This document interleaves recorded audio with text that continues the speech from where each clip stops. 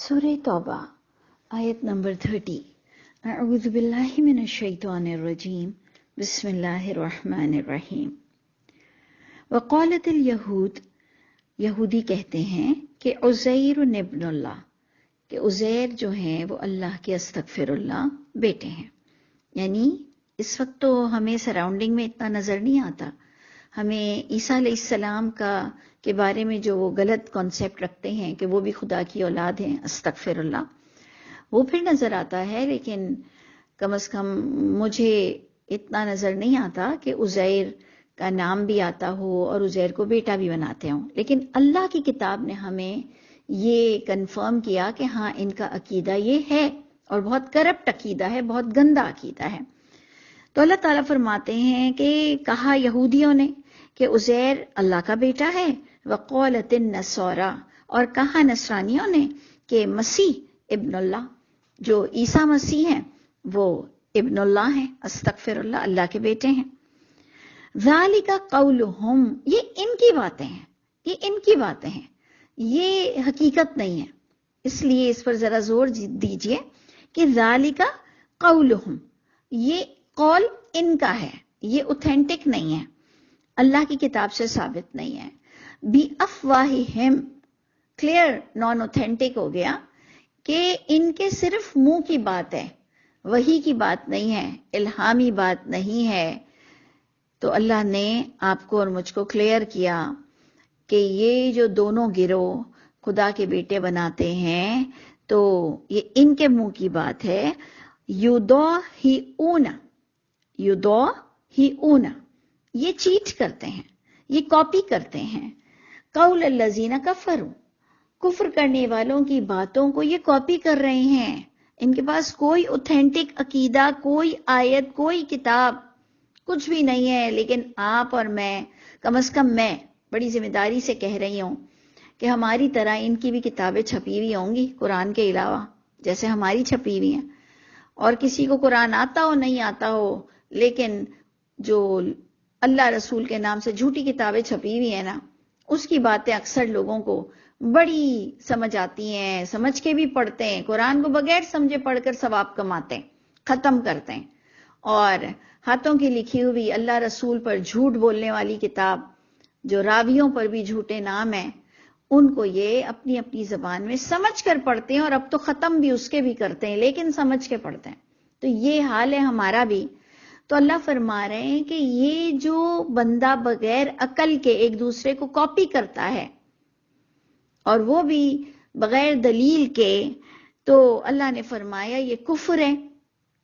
اس سے قبل بھی لوگوں نے ایسے ہی کیا کہ الہامی کتاب کے ہوتے ہوئے غیر الہامی کتابوں کو مقدس جانا، اور ہر دور میں اسی طرح بہت نون رہی وہ باتیں۔ اللہ ہم سب پر رحم فرمائے۔ دیکھیں اللہ آگے کیا کہہ رہے ہیں، قاتلہم اللہ، غارت کرے ان کو اللہ، مارے ان کو اللہ، قتل کرے ان کو اللہ، مارے ان کو۔ یہ اللہ تعالیٰ کی پھٹکار والے لفظ ہیں، پھٹکارے گئے یہ لفظ ہیں۔ تو ہمیں ڈرنا چاہیے کہ جب میں اور آپ بھی کوئی شرک کرتے ہیں، کوئی جھوٹ بولتے ہیں، کوئی کاپی کرتے ہیں فضول ان لوگوں کی باتیں جو نان اوتھینٹک ہوں، تو جو تصدیق شدہ نہ ہوں، تو پھر اللہ تعالیٰ صرف ان کو نہیں کہہ رہے ہیں کہ غارت کرے انہیں اللہ، ہم سب پر بھی یہ آیت جائے گی کہ جب بھی ہم اللہ رسول کے معاملے میں جھوٹ بولیں گے تو ہمیں یاد رکھنا چاہیے کہ اللہ ہمیں بھی کہیں گے قاتلہم اللہ، مارے تمہیں اللہ اپنے عذاب سے۔ انا یؤفکون، کہاں پھر گئے ہو؟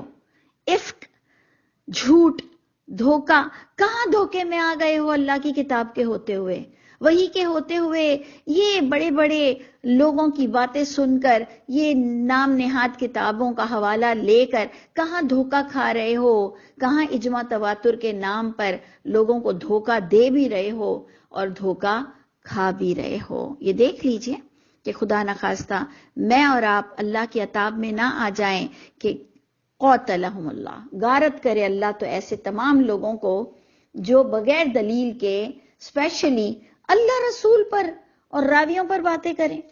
اور اب اللہ ہمیں کلیئر بتا رہے ہیں، کلیئر 31 آیت، اتخذوا احبارہم، یہ ان کی اپنی عام عوام کی یہ کام نہیں ہے، یہ عام پبلک نہیں کر سکتی ہے. یہ علماء طبقہ جو کرپٹ علماء سو، یہ ان کی پروڈکشنز ہیں، ساری ان کی کریشنز ہیں، ان کی گھڑی ہوئی چیزیں ہیں. اللہ فرماتے ہیں یہ اس حال تک اس لیے پہنچے کہ اتخذوا احبارہم ورہبانہم اربابا، انہوں نے اپنے علماؤں کو اور اپنے درویشوں کو اتھارٹی دے دی تھی.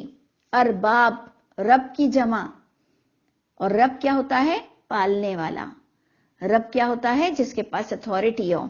تو جناب ہم بھی تو اتنے ہی ڈرتے ہیں نا فتووں سے، کہ اگر کوئی فتویٰ پاس ہو جائے تو وہ پتھر کی لکیر ہو جاتی ہے، اور لگتا ہے کہ عقل تو سب فتویٰ دینے والوں کے ہی پاس ہے، ہمیں تو نہ اجازت ہے اور نہ ہمارے پاس عقل ہے. اور اسپیشلی عورتوں کی تو کہتے ہیں کہ عقل میں ہی فطور ہے. ٹھیک ہے، اپنی اپنی کریں گے، اپنی اپنی دیکھیں گے. اللہ نے شکر ہے ہمیں اس کتاب کا کسی کے ساتھ محتاج نہیں کیا. بہت اللہ کے احسان ہے کہ بیسک عربک سیکھ کر آپ کم از کم محتاج نہیں رہتے ہو اللہ کو سمجھنے کے لیے. انہوں نے کیا کیا کہ اپنے علماء اور اپنے درویش کو اپنا پالنہار سمجھ لیا. بس جو وہ کہیں وہی اتھارٹی ہے. تو آپ اپنا بھی ذرا محاسبہ کر لیں کہ آپ کو اور مجھ کو کتنا قرآن آتا ہے، کتنا سمجھ آتا ہے، کتنا سٹیپ لے سکتے ہو، یا کتنا اجماع تواتر، جھوٹ اجماع تواتر کے پیچھے تمہاری عزت چھپی ہوئی ہے کہ جی میں تو سب سے ہٹ کر چلوں گا تو مجھے بھیڑ کھا جائے گا. ہمیں کہتے ہیں جی ریوڑ سے ہٹ کے چلیں گے تو بھیڑیا کھا جائے گا. اور اللہ کے رسول قرآن سے ہمیں بتاتے ہیں انا اول المسلمین، میں پہل کر سکتا ہوں فرما برداری کی، میں پہل کرتا ہوں، میں فرسٹ اٹیمپٹ کر سکتا ہوں. اگر کوئی فرما برداری کی بات سامنے آ جائے تو اللہ کے رسول تو پورے اجماع تواتر کو توڑ کر اور عقیدہ اپنا بتاتے ہیں کہ اللہ ان کو سب سے محبوب ہے. والذین آمنوا اشد حبا للہ. تو اللہ تعالیٰ مجھ پر اور آپ پر کرم کرے، کیونکہ جہاں دوسروں کا برا ہوگا تو ہمارا بھی پھر وہاں برا ہوگا کہ اگر ہم نے اپنی کتاب کو اپنی کتاب نہیں سمجھی اور دوسروں کے اینکوں سے ہم نے اگر قرآن سمجھا. یہ ٹھیک ہے، آپ اپنی غلطیوں کو دیکھیں، سمجھیں. کوئی کرٹیسائز کرے وہ رحمت ہے. اگر کوئی بھی آپ کو کرٹیسائز کرتا ہے وہ آپ پر رحمت ہوتی ہے کہ اگر انشاءاللہ آپ کے اندر ہمبلنس ہے اور اگر آپ کا جھکاؤ ہے اللہ کی محبت پر تو آپ اپنی غلطی کو مان لیں. تو جناب ادھر اللہ فرماتے ہیں یہ اس حال پر اس لیے پہنچے، اللہ پر جھوٹ بولنے والے بن گئے کہ انہوں نے اپنے علماء اور درویشوں کو رب مان لیا تھا اللہ کے سوا. تو دیکھیں اگر اللہ چاہتے تو ہمیں یہ آیت نہ بتاتے کہ ہمارا برین واش نہیں کرتے کہ ہم بھی اب اپنے علماء اور درویشوں پر نظر رکھیں گے، ہم بھی اپنے والدین پر نظر رکھیں گے. اور الحمدللہ ہم بھی کسی کے والدین ہیں، ہم بھی کسی کے والدین ہیں، ہم بھی کسی بچوں کے والدین ہیں. تو یقیناً ہمارے بچوں کو بھی ہم نے یہی تربیت دی ہے کہ جی نہ باپ داداؤں کا دین چلتا ہے اور نہ علماء اور درویشوں کا دین چلتا ہے. دین تو وہی والا دین ہوتا ہے اور اسی کو ہی ابراہیم علیہ السلام نے جو تعلیمات دی اور جس پر اللہ نے انہیں حنیفہ کا خطاب دیا. تو اللہ تعالیٰ مجھ کو اور آپ کو بھی وحی کو مضبوطی سے پکڑنا اور محمد صلی اللہ علیہ وسلم کی اس سنت کو تھامنا نصیب فرمائے. تو جناب ادھر بات یہ بتائی جا رہی ہے کہ انہوں نے مسیح بن مریم کو بھی اپنا رب مان لیا کہ جو بات، اور یقیناً جب مسیح بن مریم جو بولیں گے سچ مچ تو وہ سچ ہی بولیں گے اور صحیح ہی بولیں گے. لیکن اس سے پتا چلا کہ انہوں نے مسیح بن مریم پر بھی بہت جھوٹی باتیں کر کے ان کو رب بنا دیا تھا.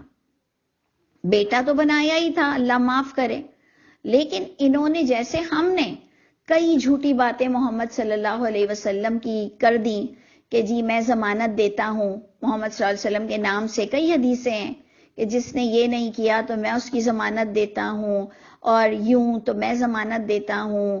تو جی محمد صلی اللہ علیہ وسلم سجدے کر کر لوگوں کو جہنم سے نکال لیں گے.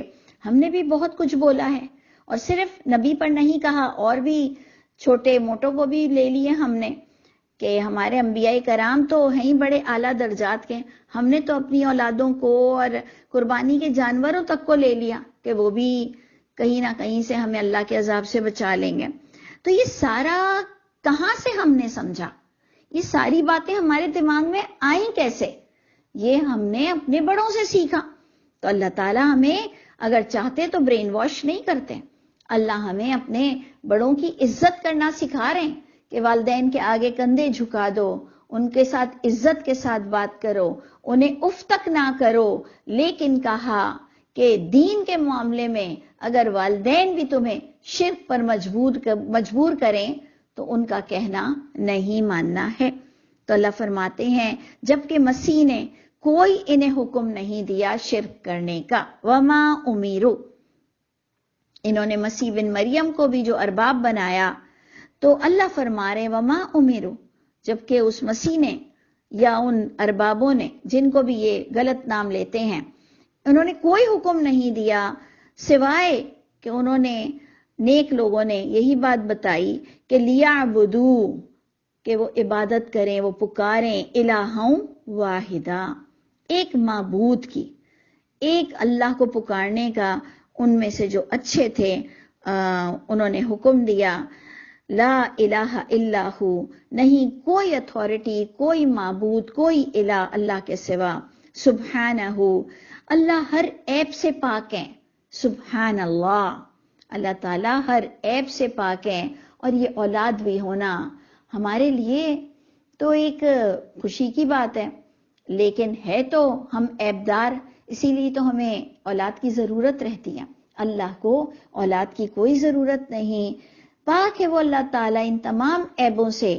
اما یشرکون، ان تمام باتوں سے جن کو وہ اللہ کے ساتھ ایسوسیٹ کرتے ہیں، جن کو اللہ کے ساتھ شریک کرتے ہیں، جن ہستیوں کو وہ اللہ کے ساتھ شریک کرتے ہیں، جن کو وہ اللہ کا بیٹا بناتے ہیں. اللہ ان تمام عیبوں سے پاک ہے. اور قرآن سے جو ہمیں نظر آتا ہے کہ جس کا توحید میں پکا عقیدہ ہوگا کہ وہ نہ کسی چیز سے وہم کھاتا ہوگا، نہ اس کو نظر لگنے کا ڈر ہوتا ہوگا، اور وہ اللہ کو وحدہ لا شریک سمجھ کر اور اپنے رب کو حاضر اور ناظر مانتا ہوگا، انشاءاللہ اللہ اس کی بڑی مدد کریں گے. اور بہت چانسز ہیں کہ اس کے دوسرے گناہ ویسے تو ہمیں کرنے ہی نہیں چاہیے، لیکن اگر جس کا توحید یعنی جس کا عقیدہ اللہ کے ایک ہونے پر بہت بہترین ہے، تو بہت چانسز ہیں کہ اس کی اللہ تعالیٰ ضرور قدر کریں گے اور اس کو قدم قدم پر اس کی رہنمائی بھی فرمائیں گے اور اس کو بخش بھی دیں گے. تو اللہ تعالیٰ ہم سب کو اچھے عمل کرنے والا بنائے اور ہمیں کوئی حکم بھی فار گرانٹیڈ لینے والا نہ ہو. ہم چاہیں کہ ہم چھوٹی بات سے بھی اپنے رب کو ناراض نہ کریں. اللہ تعالیٰ ہم سب کے حامی و ناصر.